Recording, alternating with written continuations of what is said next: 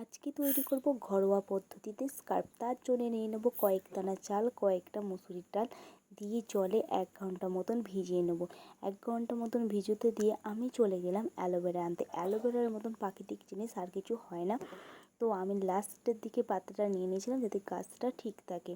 তো লাস্টের দিকে পাতাটা নিয়ে আমি পাতাটাকে ধুয়ে তার যে ভেতরে জেলটা থাকে সেই জেলটা নিয়ে নিয়েছিলাম। কয়েকটা হলুদের টুকরো, শসা নিয়ে নিয়েছিলাম, দিয়ে কেটে ভালো করে ধুয়ে যে ঢাকনা দিয়ে রেখে দিয়েছিলাম 1 ঘন্টা পর খুলে দেখি যে চাল আর ডালটা সেদ্ধ নয়, ভিজিয়ে গেছে ভালোভাবে। দিয়ে একটা মিক্সিং মেশিনে তাতে সমস্ত উপকরণগুলো যেগুলো কেটে রেখেছিলাম সেইগুলোর সাথে চাল আর ডালটা দিয়ে ভালোভাবে মিক্স করে নিতে, একদম মিহিভাবে মিক্স করে নিয়েছিলাম।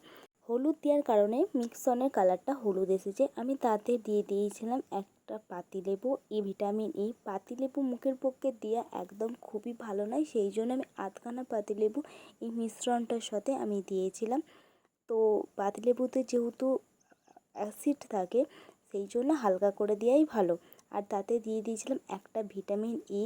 তো ভিটামিন ই এর যে ভেতরের জেলটা সেটাই একদম দেওয়া উচিত। দিয়ে এইটা দিয়ে ভালোভাবে মিক্স করে নিলাম। ভালোভাবে মিক্স করার পর আমি কয়েক দানা মতন চিনি দিয়েছিলাম।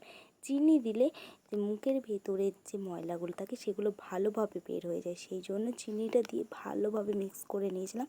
দিয়ে এটা আমি একটা প্লাস্টিকের কন্টেনারে ফ্রিজে আমি স্টোর করে রেখে দিয়েছিলাম, কারণ একদিনে এতটা তো ইউজ করা যাবে না। সেই জন্য ফ্রিজে যখন স্টোর করে রেখে দেওয়া যাতে ভালোভাবে প্রত্যেক দিন ইউজ করতে পারি। এটা 4 দিন মতন থাকবে, প্রত্যেক দিন ইউজ করা যাবে। স্নান করার পর ভালো করে এটা দিয়ে স্কার্ফ করে ধুয়ে নিয়ে যে যেরকম সিরাম ব্যবহার করে সেই সিরামটা ব্যবহার করতে পারে। যেহেতু আমি ফ্রিজে রেখে দিয়েছিলাম, ফ্রিজে রাখার পর কিরমভাবে দেখো এটা জমে গেছে।